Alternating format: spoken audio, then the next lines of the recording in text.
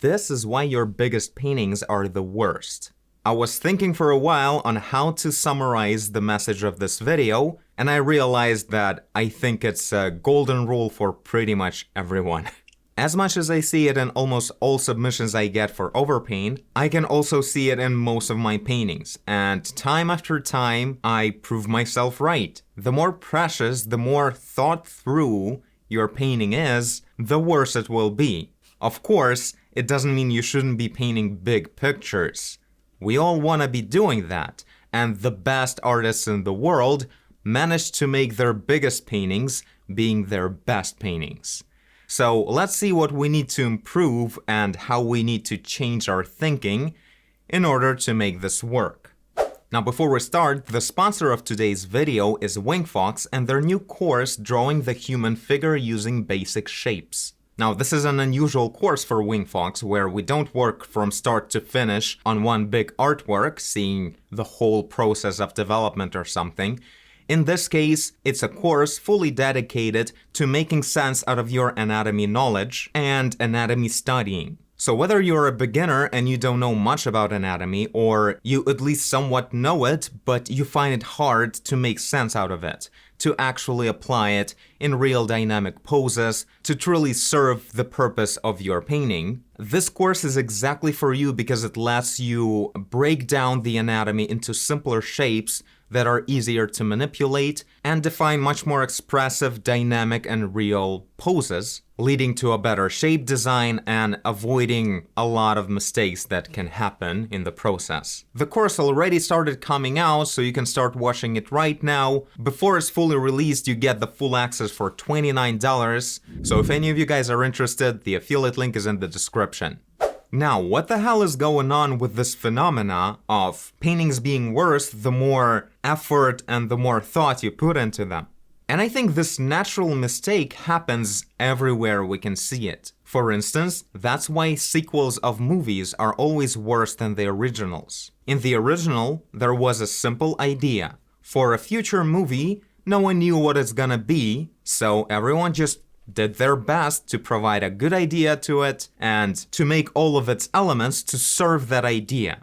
And obviously, if it deserved the sequel in the future, the first movie turned out good. But later, there was a huge response to the movie, it became really popular, and they decided to make a sequel, and that's where the problems start. Now, it's not just a future movie that no one knows what it's gonna be, the movie became really big. The sequel needs to include everything that the first movie had, but also expand on it. Make it bigger, with a higher budget, more things going on, and introducing some kind of development. And of course, all of that ruins it, because the original movie was good because it was a simple, clean concept. And I think the idea of a simple, clean concept is something that many creators tend to underappreciate. And the same thing happens with the paintings.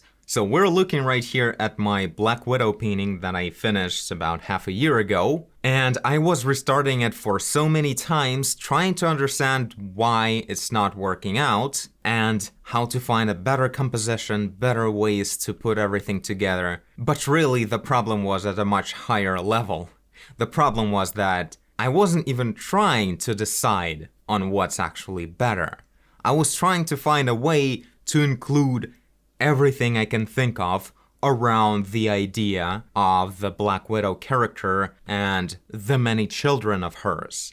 And it turned into a mess. Starting with a very bright, omnidirectional lighting that dictates no mood, no feeling of perspective or segregation of different grounds, and finishing with the fact that not a single character expresses anything at all. Everything is super blank, especially the Black Widow herself. And it almost doesn't even feel like she's the main character. She has the most contrast, but there's so much going on all over the place. And there's nothing wrong with having many things going on in a painting. We've seen a lot of paintings by classical artists where there's a huge battle scenes or something, a lot of stuff going on. But what those guys managed to do well is to define what's actually important, what's the main thing about the painting. Same thing with another big painting of mine, Ichiura's Jeremy. While at least in here, we have a strong visual on what's really important in the painting,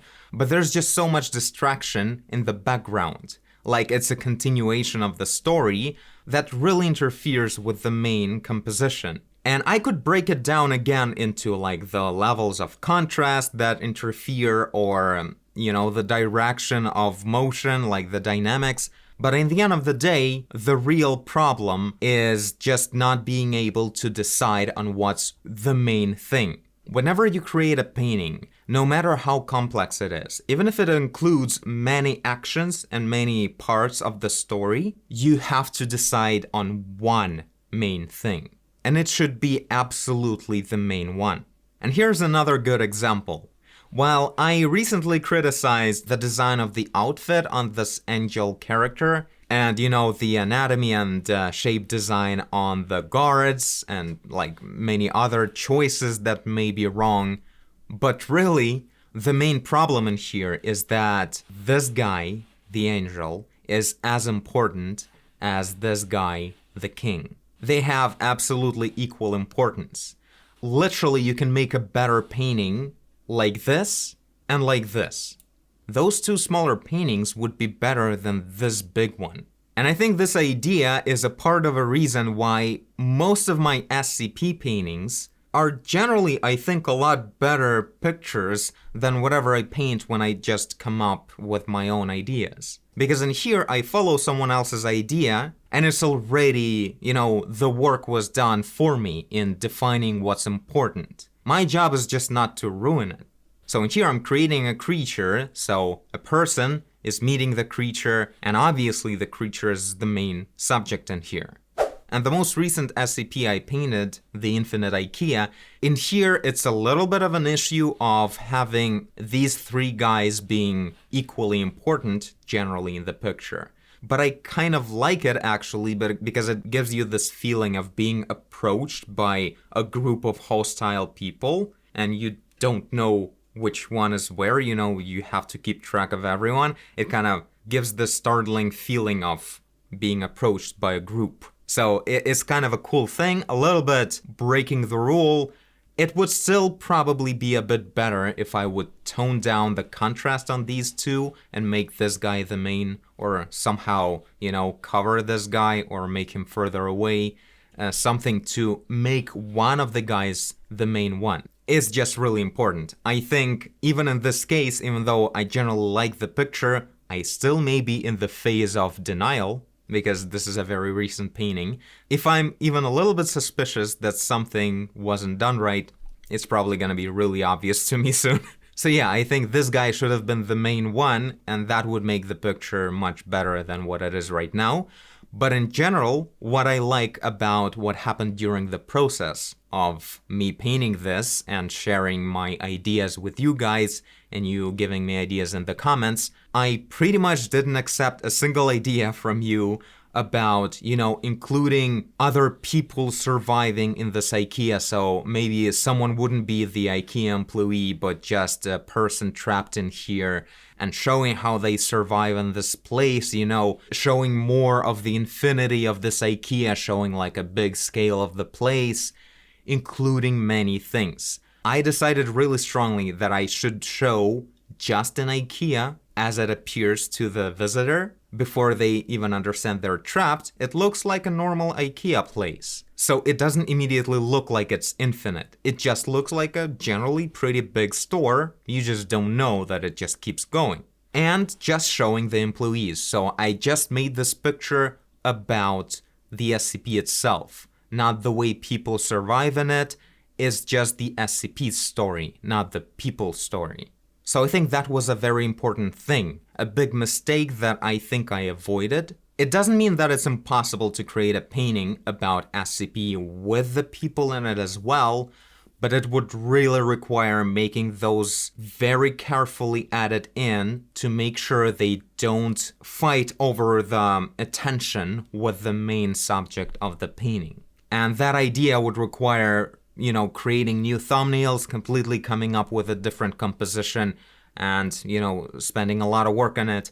I just decided to go with this. Why? Because it wasn't my idea, and I wasn't, trying to make it everything. I wasn't that much obsessed with it, like in love with it. And that's a big problem of many of our own projects, where we come up with a character with some kind of idea or a feeling, and it's so inspiring to us that we want to paint it, but because of that is so inspiring, it's like bigger than us. And we can't comprehend that it needs to be shown from one point of view. Because when you're painting something, there's this one point of view.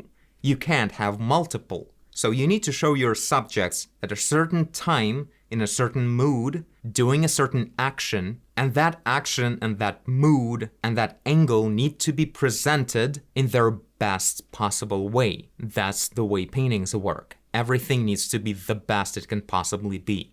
And what I like about this idea is that it doesn't mean that it needs to be like one character, one thing going on in the picture specifically. It can be several things, but the overall story needs to be either about the action or about the contrast between the actions, but it needs to be shown as one message.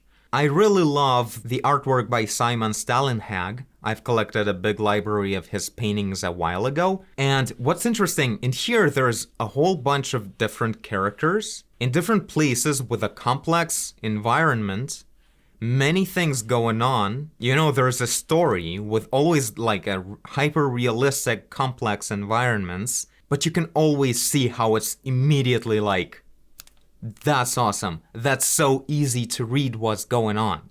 In every single painting of his, no matter how complex everything is, it's always a story describing a certain world. It's some kind of this near future sci-fi realism that's just describing certain situations that are obviously meant to serve one purpose of creating this context of, you know, something happening and what kind of impact it serves on the society, like the true classical sci-fi context. And that's a pretty complex world to build, and he does it so well that it involves so many different elements while everything is in complete harmony.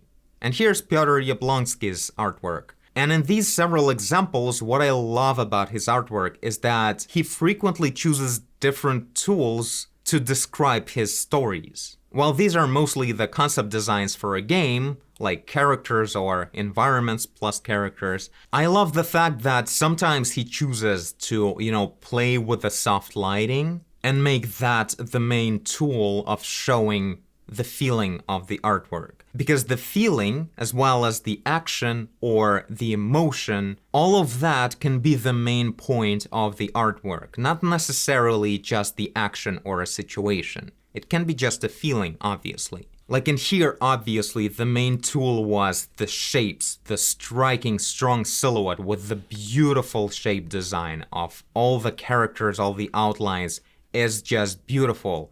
No one can deny that. This is just such a strong composition that just looks amazing just as a spot. Even if you look at it from afar, it just looks beautiful at any scale. But if I would try to visualize my own character that I came up with, and I would think of visualizing them this way, you know, making just almost a blank sky in the back, and all the action would be much darker in front of it, it would be like, oh my god, it would be so limiting to my precious character. I need them to be in the light, I need the shadow and light game, and also I need a lot of contrast and making sure there's a strong silhouette of everything. You're always trying to use all the tools together because it's just so precious. So, enough examples. The point is, you need to decide on what you want to paint and how you want to paint it. What's the main idea of it? What's the main feeling of it? And what's the main tool of showing that would be? Of course, you need to study and work on your skill. You need to learn all these tools that professional artists use to show their stories. But in order to use that knowledge, you need to make decisions and you need to make plans. With each of my new paintings, I prove to myself more and more that planning and making strong and specific decisions are the key of creating a good painting.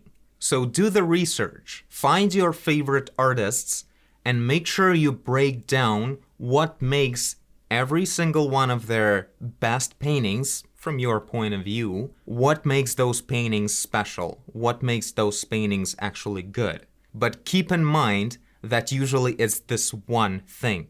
Don't just try to collect all the good tricks and tools and try to push it in one of your precious ideas. You will lose the idea that way. Something to think about.